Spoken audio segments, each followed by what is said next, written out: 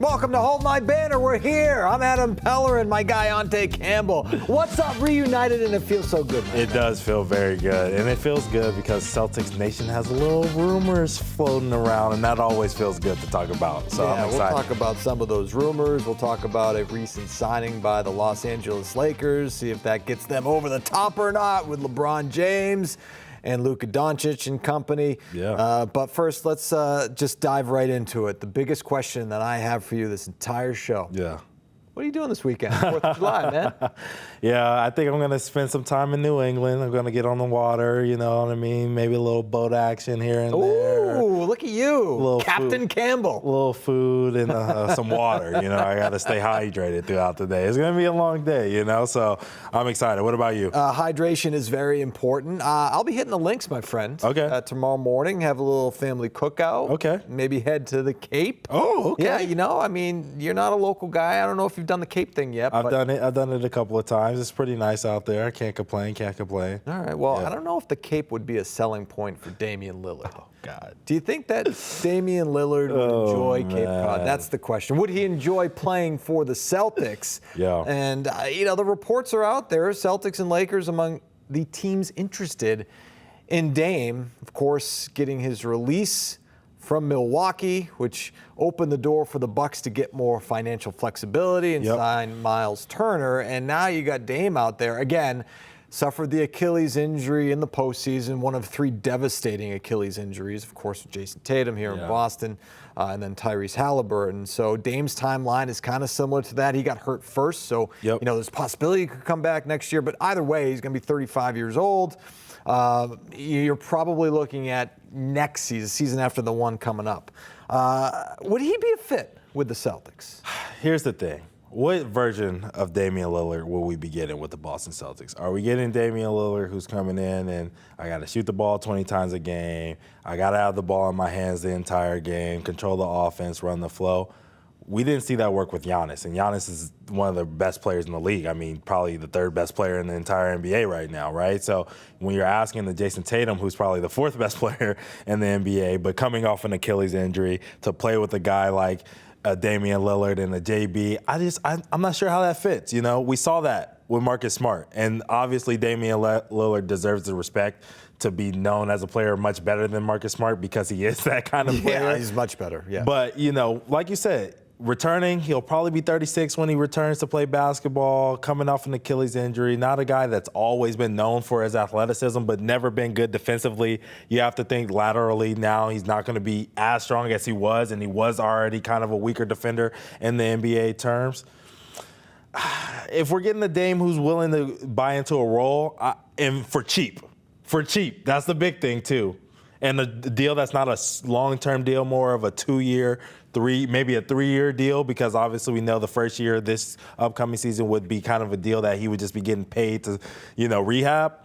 I'd be interested. What about you? Yeah, I would be too, but I have a lot of questions like you do, right? And so the Bucks were able to use that stretch provision. By the way, I am no capologist. Right, yeah. At all. But he's owed $113 You got to be a scientist. You really do, which is, again, and we'll get into the CBA stuff coming up later in the show, whether it's a good or bad thing. But anyway, the Bucks were able to use that stretch provision.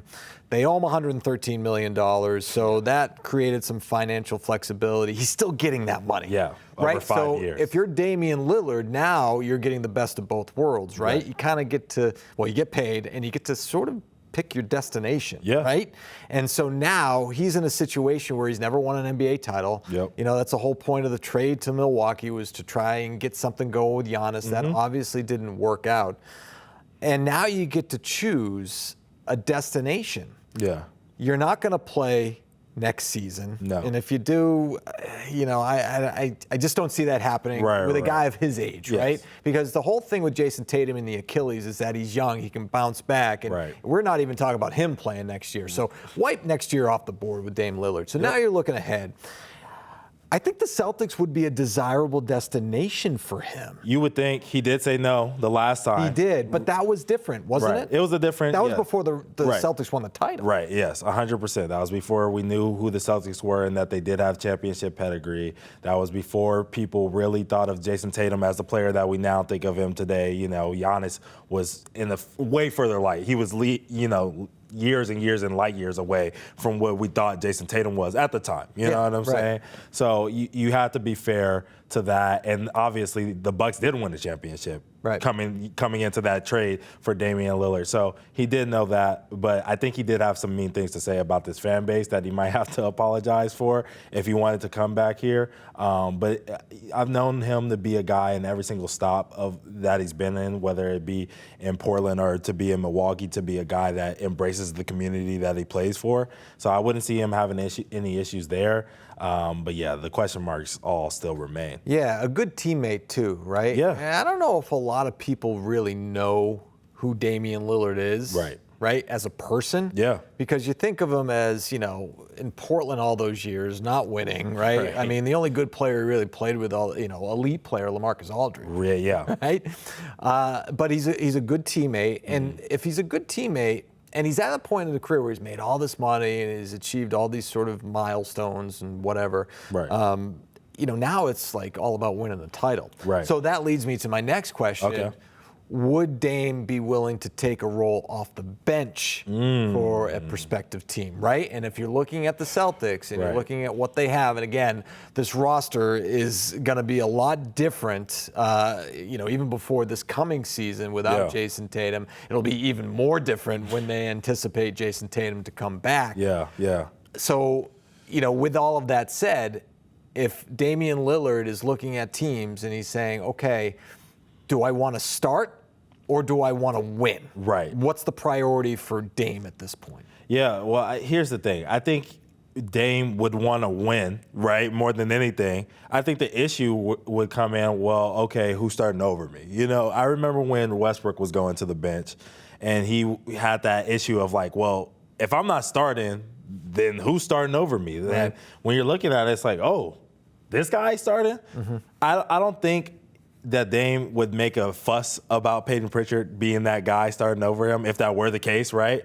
But I think personally he would think like, I'm a much better player than Payton Pritchard. Everyone's always too late on themselves. You know what I mean? Everyone's always too late. Kobe was too late on, his retirement and all this other stuff. Right. Even Paul Pierce was too late on how good of a player he thought he was, here in Boston. And that's human nature, right? Especially if you're somebody who had been an elite player their entire life and played at a certain level. You think that, you know what, I'm still that guy. Right. Even if everybody else is looking at you and say, yeah, you're not quite that guy at this point in your career. Yeah, so, when you're looking at a Damian Lillard, I couldn't blame him if he looks across the room and he says, Payton Pritchard's a great player. Right. But he's never man of the year. Right, but he's never amounted to the heights that I've amounted to. And then you have to remember, Dame was out there in Oregon, in Portland. And, Peyton's an Oregon kid, and he went to the University of Oregon. So Dame's seen this kid, basically grow up into the player that he is. I've even seen Damian reach out on Twitter and, congratulate Payton Pritchard on his accomplishments and all this other stuff. So it feels like there's something there between those guys where they already have some camaraderie and know each other and, have probably built a relationship over the years of them both being in Oregon. And he's probably saying, like, that's little bro. You know what I mean? Right, like, that's little bro. And, he might be happy for his success, but at the same time, he's probably thinking like, I'm a better guy than him. I can score better than him. I can facilitate better than him. And Damian in a healthy state, he would be right. But the question marks remain, what is he going to be coming back after this Achilles? And I also wonder too, it's like, all right, well, with Jaylen Brown and Jason Tatum and Derek White, by the way. Yeah. Is there enough to go around? Are there enough basketballs to go around for those guys? Right. And you wonder if Dame, who again is a career 25 point game per game points goal scorer. I've been doing all sorts of point per game scorer. Is he willing to take a back seat to those guys? Is he willing to defer to those guys, or is he thinking, no, I'm still that guy? Well, I would think so. I think like at the end of if he signs with the Celtics, he definitely is, right? Because he knows that guy. Right. Right, and also like I think he looks at this team and he's a basketball guy. He watches basketball. He loves basketball. He's an avid basketball watcher. So he's watching the Celtics. You can believe that, especially when they were making those deep playoff runs when they won the championship last year and when they made it to as far as they made it in the second round last year. He's definitely watching those guys play. And if you're a basketball fan, you're looking at that team and you're saying, man, D. White can go off for 31 night. Payton can go off for 31 night. Right. Tatum, Brown can go off for 30 in the same night. It might be sometimes where I don't even cool. Boston gave Drew Holiday a lot of love, and there was a lot of nights where Drew was under 10 points a game. You know what I mean? But the veteran leadership that he brought to this team helped get them over the hump. There could be nights where Damian Lillard just says, "All right, I didn't make my first 3 shots. Tatum, Brown, do your thing." Yeah. And I'm just watching it. Tonight I got 9. You know what I mean? And then on some other nights where he gets hot and he gets it going because he still has the ability to do that, especially if you're looking at him as a 4th option in the starting lineup behind White, Brown, and Tatum. There could be a night where all of a sudden he's the 4th guy and he's going for 40. Yep. And so, with Damian Lillard, I just think about, back in the day with Ray and KG, right? Yeah. Willing to take a decreased role in order to get the wins. So if it's not Boston, yes, is it? Again, we'll talk more about the Lakers and the move they just made and the signing they just made. But would the Lakers be a desirable destination? Yeah, I think so. I think them or Miami. I think Miami more so than anything. I think like if it's not the Boston Celtics, then it's Miami. And then it's, the Lakers. I don't know. I think. Does it depend on whether or not LeBron James plays after this season? It probably does. That's a big if. But I just think he's probably looking and seeing, okay, him and Luka, you know what I mean, in the backcourt together. Yeah, they're great players, but 2 ball-dominant players, whatever. I think he looks at Miami as a situation where they need somebody to be ball-dominant. If I'm Damian Lillard, like I said, I'm thinking about 12, how many ever time All-Stars this dude has had, you know what I'm saying? Like, he's probably thinking, I'm a great player. I can go over here and help somebody win and get paid to do so. And Miami's going to be the place where he can have fun because we know he wants to get out of being in Portland and Milwaukee. That's what I'm saying, though, right? That's the thing. It's just like, all right, at this point in your career, winning's important, of course, right? And being that guy we talked about a little bit. But, man, an opportunity to be the man in Miami or L.A., hello. Right. That's a big factor. And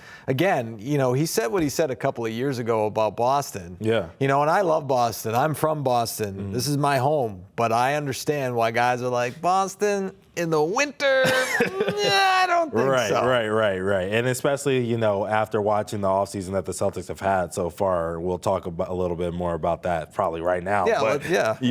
He's probably looking and saying, all right, maybe Miami might be a little bit more fun than being in Boston waiting on Tatum to get back. Obviously, that would be a good thing for him to have somebody to rehab with over the next year, somebody who's going through the same experience. That might be something that puts him in Boston's light. But, let's just talk about that, this offseason that they're having so far. They made another free agent signing right after we got off of the last episode. Josh Minott is here in Boston on a 2-year deal. Reportedly he's agreed to this. Shout out to Shams Charania for this tweet. How do you feel about him? Do you have any first early impressions about Josh Minott? How do you feel about him being a Boston Celtics? So the one highlight that I think fans might be familiar with, or if they weren't familiar with it when they go to YouTube and try to check out his highlights, first thing that comes up is him dunking on Derek White. So that showed his athleticism, right? And, he did a little, further digging, a guy that spent a lot of time in the G League, filled it up in the G League. Yes, he did. He's athletic. He can play, he can defend, and he's a slasher, right? And so he can get to the rim. The shooting is not there, right? Not yet. Right, not there, but that's something that can be developed. I think it's a good signing for where the Celtics are right now. Right, because they're not going to win next year. They're not going to be a championship contender next year, but they're getting young players who can develop. And we talk about the shooting being something that he can work on. He can do that next year in a Celtics uniform, and just being in Boston. And then again, when Jason Tatum comes back, he's ready to take that next step and be more, a part of the support supporting player role. Yeah, I mean, I think when you look at the guys that the Boston Celtics have gotten over the last, year or so, when you look at a guy like Minott, when you look at a Baylor Shireman, when you look at a Hugo Gonzalez, a guy that they just drafted, these are all guys that come in and bring immediately energy. They're energy guys. And so I think, like you said, it's one of those things where the Boston Celtics are taking flyers on young guys who want to be basketball players, meaning they're in the gym. Right. They're in the gym. They're working hard. And when they're on the floor, you know that their impact is there because whether they're making a mistake or not, they're doing it going 100 miles per hour. And a coach, a GM, a franchise, a fan base can always appreciate a guy who's going to give their all, even if their abilities aren't the best. You always hate a guy like no offense, but like a Ben Simmons, a guy who has all the talent. And then like a guy that we're going to talk about a little bit later in the Deandre Ayton, but the guy who has all the talent in the world, but then they get out there and they want to be cool guy and they're worried about their fashion off the court and all this other stuff. These are the kind of guys that they're drafting or bringing around the team or, getting in free agency who are going to come in with their hard hats on every single day and say, hey, man, I know I might not be able to stick that shot, but I'm going to run through a wall for Jason Tatum. I'm going to run through a wall for Jaylen Brown. You guys are going to have to worry. I'm going to go get a rebound in areas that I shouldn't be or, whatever. They're going to make those extra plays, and the Boston Celtics are looking for guys like that, especially with JB dealing with the knee injury and Tatum dealing with the Achilles. I don't want to completely dismiss next season, right? Because I still think with the roster that the Celtics have right now, they can be a postseason team. Yes.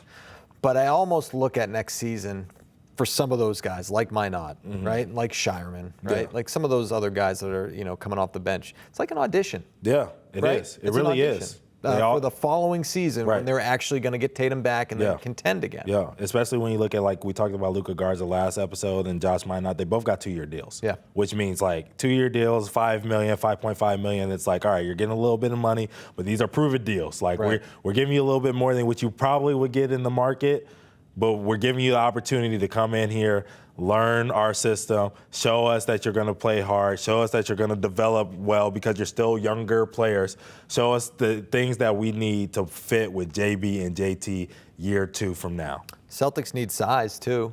Yeah. There's a guy out there who fits that bill, 7'3". Yeah. A little shorter than his dad, his late father, Manu Bol. Bol we're talking about. Bol Guy Bol. got some range from the outside. Yeah, we had a commenter on our last episode say that the Celtics need Bol Bol. I'm out on the Bol Bol experience. I don't want to be disrespectful, and I feel like, beggars can't be choosers because the Celtics are kind of in that mode now where it's like they need a center, they need front court help, and they're kind of begging people to come and show them that they can do certain things. The issue that I have with Bol Bol isn't the talent or the energy or any of that other stuff, because I feel like when he gets an opportunity to play somewhere where he feels wanted, like when he was with Denver and they were trying to give him opportunities to show, he was, playing with a lot of energy. He just couldn't figure things out defensively, and that's why, they weren't ready to, take that next step and make him more of a rotational player or consistent rotational player. But Bol Bol, it's the rebounding for me. Yeah. Like, I don't like 7'3" guys who are averaging two boards a game in 12 minutes. It just doesn't sound good to me. You're that big, you gotta go crash the glass. You have to be able to bring some defensive physicality and put box dudes out, throw dudes into the stanchion and say, this is my board. And he's kind of a cool guy too. He plays like that, and he's like, I want to be the coolest guy in the room. I don't like that energy for a team that's trying to win a championship 2 years from now. Yeah, I agree with you. And again, the Celtics do need to address size. They lost Luke Cornett in free agency. It looks like they're going to lose Al Horford as well. They just brought in Garza, but they need a different type of big man, right? Because Bol Bol does not fit that bill. So, no, we're out on Bol Bol. We're out on Bol Bol. No disrespect to Bol Bol. I think he is still a good young player that can do some good things in this league. Yeah. But for what the Celtics need right now, which is some rebounding and some toughness and some energy and stuff like that, he just doesn't fit the bill. I want to see him with some other teams. It's just not the Boston Celtics. All right. Well, we're out on Bol Bol, but are we in on a couple of newer faces to the Celtics roster? We will discuss that when Hold My Banner comes back.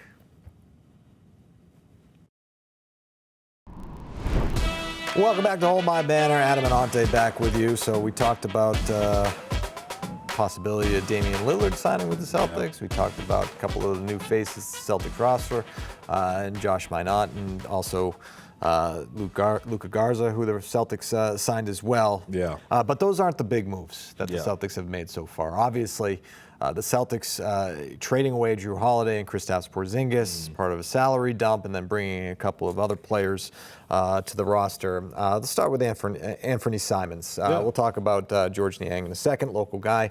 But with Simons, he's making $27 million this year. Yeah. That's a lot of money. It is. Right? For a guy who's sort of one-dimensional, just offensive, right? Yep. And for a Celtics team that's trying to get under that second apron, again, not a capologist, but it is a big deal in terms of creating some opportunity later. Yeah, and I did want to mention, too, the Josh Minott deal did take them back over the second apron, just slightly. Right. Just slightly. Right. And so, so the offseason continues for the Celtics. Right. And that's why the question is, is Simons, Niang, are they here to stay this season, or are they just going to flip them to shed some more salary? Let's start with Simons as a player. Yeah. What are your impressions of him? I mean, I think he's electric. Yeah. When you talk about somebody who's going to make me at least watch Celtics games going into next year, this guy could be one of those guys. You know? When I say one-dimensional, I don't mean offensive. Right. I just mean defense. He's not a two-way player. Yeah, he's not a two-way player right now. That's the honest truth. But, we talked about Minott's athletic ability.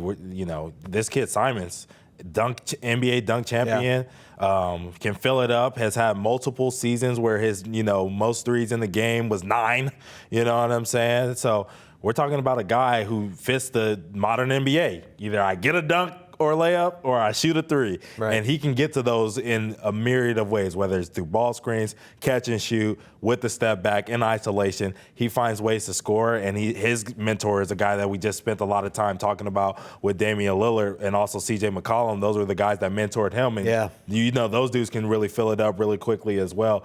He's just a prodigy of all of that. I mean, he's not the level of those players, but I mean, if those guys are a 10 out of 10 in scoring, he's a 9. You know what I'm saying? So I would love to see him in Boston Celtics green doing that for us. The defense does worry me a little bit, but I think he's a guy that can fit into Brad Stevens and Joe Mazzulla's system with ease. Yeah, so I wonder with him, right, if he's going to be in the, when I say long-term plans, I just mean playing this season. Right. And then, we'll go from there, because you could easily see the Celtics flipping him at some point this summer, or if that doesn't work out at the trade deadline, right? Not as much money is owed, and there might be some teams that are more willing to bite on that. But in terms of the player, the prospect of having him on the roster is exciting for all the reasons you mentioned. And I sort of wonder, now is the time where we get to see Jaylen Brown shine and be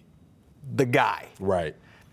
Simons would be the Jaylen Brown to Jaylen Brown, right? Yeah. You know what I mean by that? Right. He'd be the 1B, right? Exactly. Yeah. Exactly. So that would be fascinating to see. Yeah. To let JB cook, to let Simons be, the Robin to him being Batman, and seeing what this team looks like.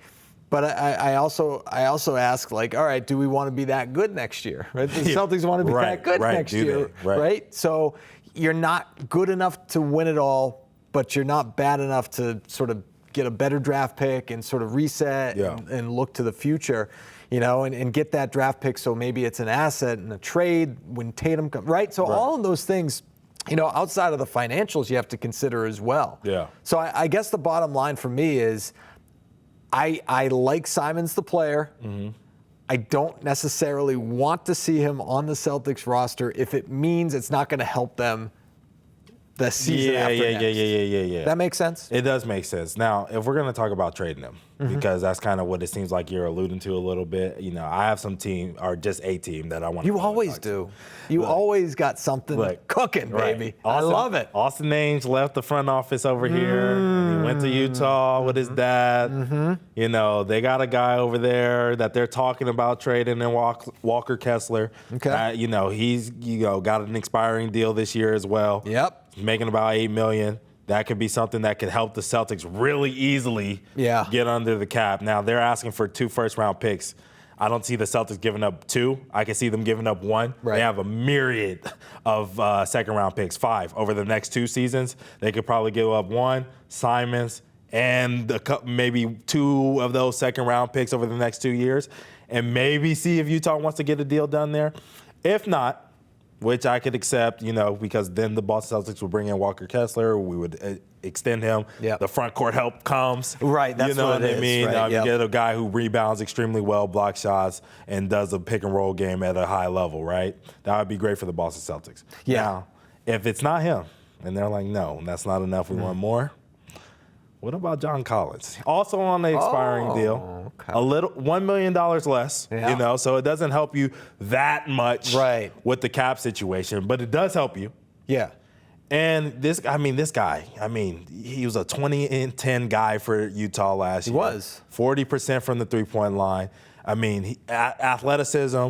He's going to block shots. He plays hard. He played hard when he was in Atlanta. He's played hard for Utah. He's only gotten better as a shooter. This guy could be a guy that helps them kind of fill that KP position, that stretch big, that also blocks shots and rebounds. He could fill that position and that role for them. What do you think about that? See, that's why I like talking things out with you. Yeah. Because I'm in my head thinking like it's all about 2 years from now when Tatum comes back, and then they'll figure it out then. Right. But with that said, and what you bring up is a great point. It's like, well, if you can address a need now that can help you moving forward. Because I look at Simons, and I don't know how he's going to fit when Tatum comes back. Right? And that's the issue. Yes. Is he a guy that can come off the bench? Do you want to pay that much money to a guy coming off the bench? Because he's not going to start when Tatum comes back. Yeah. But a guy like John Collins would fit. He fits a need now and in the future. So I like where your head's at. And that's where I was going with it, too. If you're not going to do just a straight-up salary dump, get somebody who can help you now. Address the front court, because that's the need for the Celtics, not only now, but moving forward when Tatum does eventually return. And then for Utah, they made the trade to get Colin Sexton out of there, and brought in Nurkic. They made the trade, they ended up waiving Jordan Clarkson. So they lost their kind of like electric scorer, guy that in their offense. Now, they might just be saying, hey, we don't need those guys, right? But they also could be in the market of getting another a little bit older guy to fit in with all of their young guards that they have on their roster who can automatically score. And they'd say, hey, we have all these other bigs that can take care of the defense. Here's the other thing, too, Ountae. Danny Ainge, I don't know if you realize this, but he has a history of making deals with friends. You're right. He had a friend by the name of Kevin McHale in Minnesota all the way back in the day. Yeah. Made a deal with him. Loves Brad Stevens. Yeah. Well, I'm talking. All right, now let's talk about this Niang dude. Because I didn't leave much time for this because I'm like, oh man. Here's my thing, right? So we haven't got the opportunity to talk about it, but like, Boston fans are with me. They don't forget. That's the thing about Boston Celtics fans. They do not forget. Right. And you're talking about game 7 against Sixers. Right. Yeah. They may forgive, but they're not going to forget. And him grabbing Jaylen Brown's knee, which, hey, a couple of years later, Jaylen Brown's having some knee issues. Yeah. And who knows if something might have started there. You know what I'm saying? Well, it's the same thing, too, and not to do the cross-sport comparison, but I do it from time to time. Yeah. It's the same thing with Dustin Pedroia and Manny Machado back in the day when the slide right into Pedroia's knee. Right. He was never the same after that. Not to say that Jaylen Brown had that significant of a knee injury, but there's something there. It could be something there. Right. So my question is, with that, and then JT also giving him I'm not going to say it, but he did the celebration against him last year. Get out of here. Get out of here with Atlanta, after he dropped them. There's some animosity there between these two stars and this now role player. So, I have to question if he's going to be on this roster, whether he helps the chemistry of this team, whether he's going to help them actually win a championship in a couple of years. Is it even worth having him on the roster as a roster spot, even though it's only $8 million for this season? Yeah, he can't play D. Can shoot.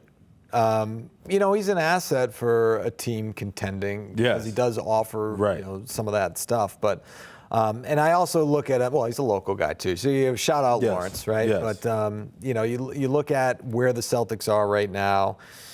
Obviously not for this season, but beyond. That's the biggest question that you have. And yeah, I don't see it working either. I see it more of I want as much flexibility as possible. If it's not a guy like John Collins coming to Boston, as much flexibility as possible for them to build 2 years from now. Yeah. All right. So I was cooking again with this one. I got to trade him out of here. You know what I mean? I was cooking a little bit with this one. And I just want to ask you who says no. Okay. So roll with me. Okay. I got you. Niang and Hauser, who we know has been, inconsistent in his time here making in Boston. 10 mil. Right.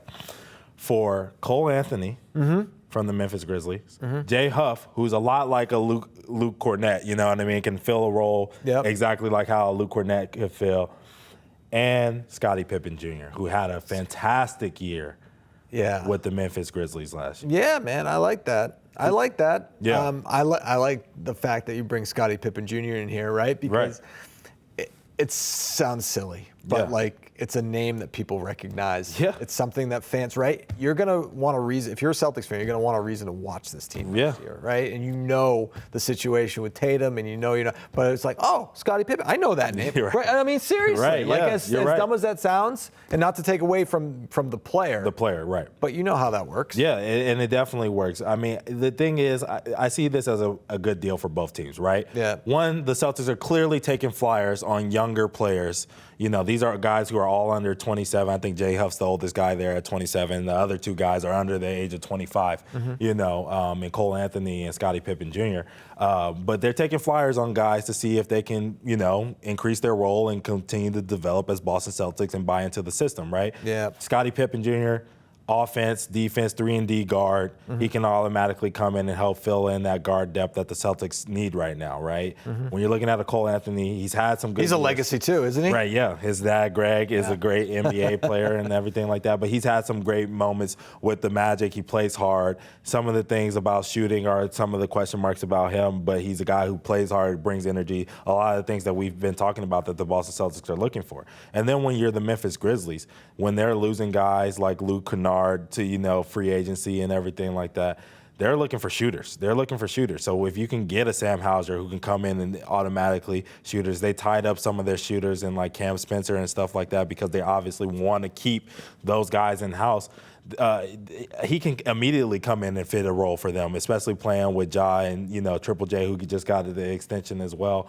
They're going to need guys who can space the floor, losing to Desmond Bane as well. Right. And former Celtics draft pick, by the way. And Niang fits kind of their identity, too. Some guy who can come in and shoot and just be energy and kind of be a pest, like how Dylan Brooks was for them a couple of years ago, So I could see that being something that they might be interested in. I'm not sure, right? Yeah. I'm not sitting in those chairs, but hey, why not? Former Houston Rocket Dylan Brooks, right? Yeah, big trade went down in the NBA. Yeah. And it makes you wonder a little bit about the Western Conference.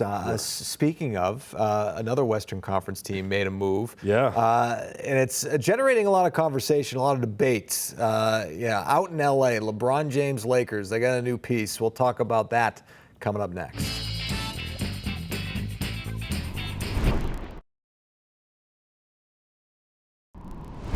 Here's my question to you, and I already know you're both going to tell me I'm nuts, and I am. But I'm looking at Deandre Ayton. I'm sorry. No. Why? No. Why? No. Here's my thing. No. Okay, you got bought out. You're already making all the money. If this guy isn't a loser, which he is, he could be. He could be. But if there's an inkling that he's not, can I not make the argument, hey, if I'm Deandre Ayton, let me humble myself a little bit. I'm getting paid from this buyout. Let me go somewhere where I can compete and possibly win. Team up with a Jaylen Brown. Team up with a Derek White. I know Tatum's not there, but if I sign a 2-year deal, call me nuts here, for less money, then I could be there on the back end when Tatum comes back and maybe I win, and people like me and the three amigos stop calling me a loser. No? Look, let me tell you, I've been playing against this kid since he was in 8th grade.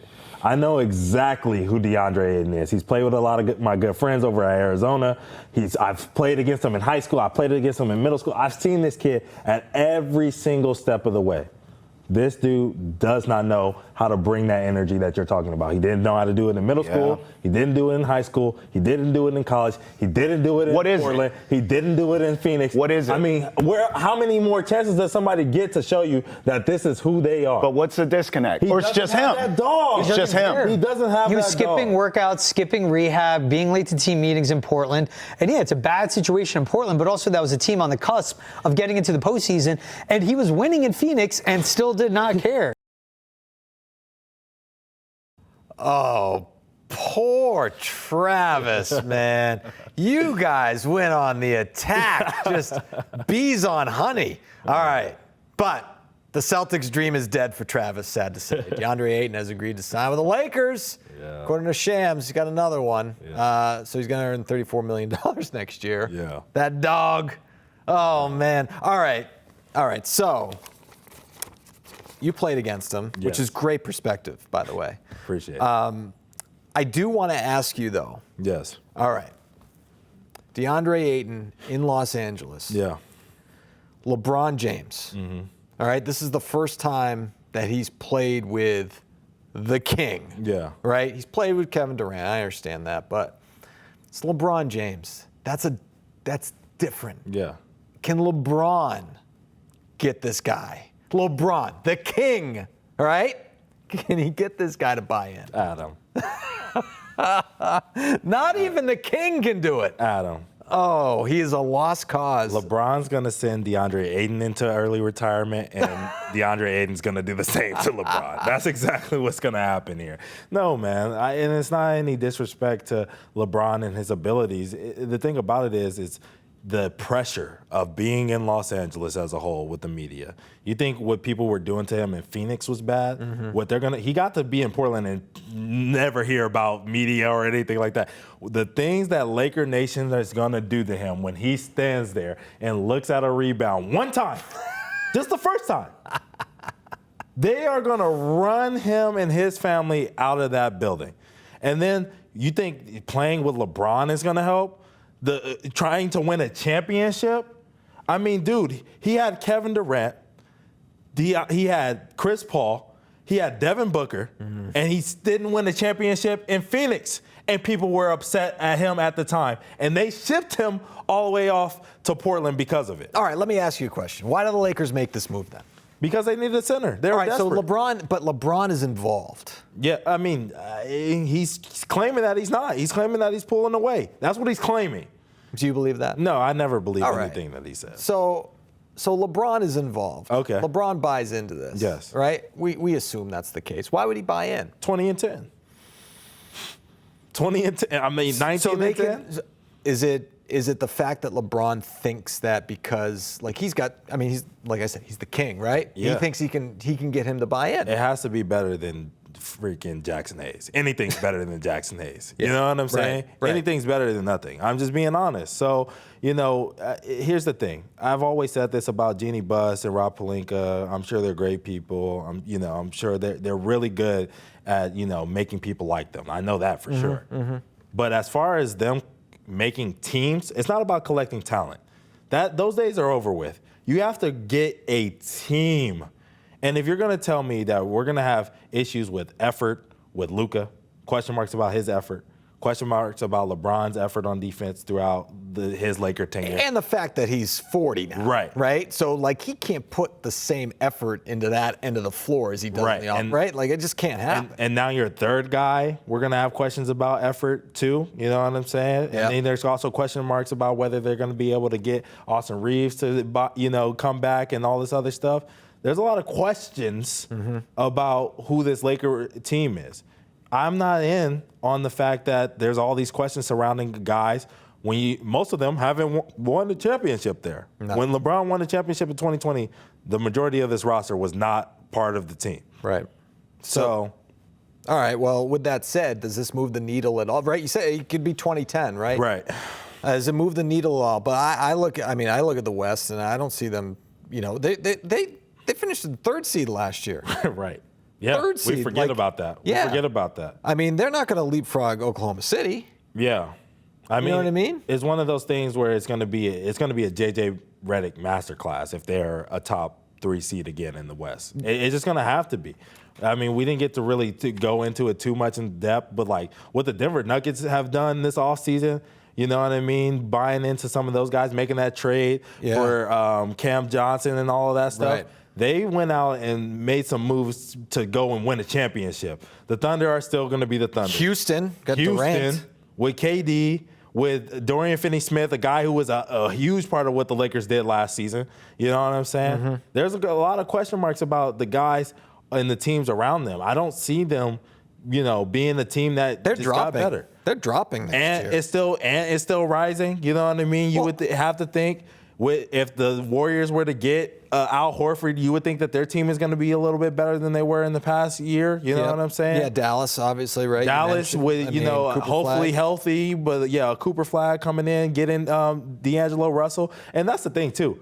We're talking about guys. Minnesota? Right. We're talking about guys who played for the Lakers, though. When I bring up a Dorian Finney-Smith, when I bring up a D'Lo, when they go and play against those Lakers teams 4 times this year, they're going to be having those dates circled, you know? So I'm not saying that DFS is going to go for 30, but, at the same time, he might play a really great game every time against the Los Angeles Lakers. Man.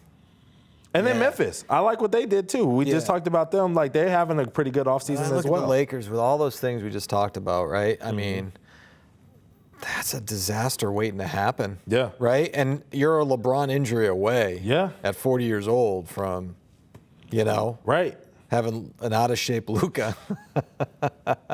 Oh, man. I don't want to hate on Luka, but that's the reality. Like, you're spot on, man. Like, you got Ayton. Who's who he is. Right. Luka, who's who he is. And then LeBron, who he is as a... He's 40. He's 40. He's a man. He's 40. He's 40. Yeah, that's bad. Well, all right, with all that said, would Ayton have been better off signing with the Celtics? I mean, no. I mean, no. I gotta give my love to my guy Travis a little bit, he brought it up. Yeah, no, I mean, no. I think the thing about it is, like, I think people like us are, we're not in every day with a guy like Deandre Ayton, and, like, his GM came out and gave him a gleaming review saying that he was great to all the young guys. He was a great leader, all this other stuff. And you have to take that into account. Maybe he did change in Portland. Maybe something did start to click for him there at the end, you know what I mean? And most of us wouldn't know because nobody's watching Portland Trailblazer basketball, and you can blame that on their head coach, Chauncey Billups, because they're not a very good team. But, him being here in Boston, I just think he would bring, like, there's a lot of young guys on this team right now. And if you're going to have him be around another young group, without a lot of championship pedigree guys still, walking around, assuming that Jaylen Brown's probably going to rest up a little bit because they are going to try to tank to get a AJ DeBonsa, you know what I'm saying, and do some things like that. A friend of the program. Right. Then, I just think him in Boston wouldn't be a great fit. And honestly, the energy thing here in Boston, in LA, it's one thing. Oh, my God, he'd get crushed here. Here in Boston, you can speak to that. Oh, he would get absolutely skewered here. I wouldn't even say the first time he looked at a rebound. I would say the first time he thought about looking at a rebound here in Boston. That doesn't work. Yeah. LA's one thing, right? Yeah. Huge media presence, scrutiny. But it's a different kind of scrutiny here because Boston ain't LA in terms of other things to do, right? Right. There's a lot of other things to do in LA, a lot of other things to do in Miami, other spots. Boston, beautiful city, plenty to do, but not as much. No. And there's a lot of focus on other stuff. Yeah. Out there, and he would get all that focus, man. He'd get all that smoke. Anyway, we talk about LeBron James, man, one of the last true superstars, in the NBA, which leads to the question, is the superstar era over in the NBA? We're going to discuss that next.